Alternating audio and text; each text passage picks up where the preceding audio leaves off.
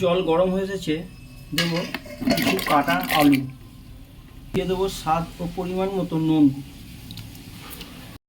জল ফুটে গেছে, দেব 300 গ্রাম গোবিন্দভোগ চাল।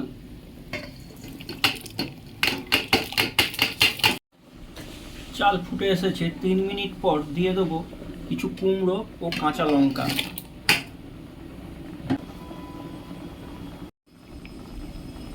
কুমড়ো লঙ্কা দেওয়ার আরও 5 মিনিট পর দিয়ে দেবো কিছু ভেজানো পরিষ্কার করে ধুয়ে রাখা মুগের ডাল।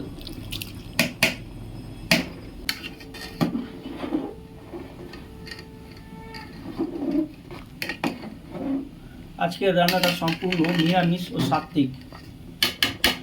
যদি ভালো লাগে লাইক, শেয়ার ও কমেন্ট করবেন। আমার এই ফ্যানে ভাতটা প্রায় হয়ে এসেছে।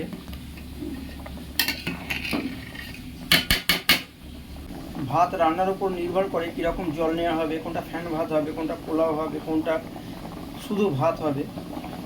এই জলটা এমন পরিমাণে নেওয়া হয়েছে,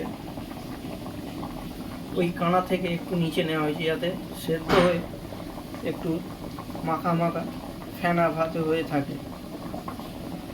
নুনও পরিমাণ মতো স্বাদ মতো নেওয়া হয়েছে। আলু, প্রথমে আলু, তার কিছুক্ষণ পর চাল, তার কিছুক্ষণ পর কুমড়ো লঙ্কা, তার কিছুক্ষণ পর ডাল।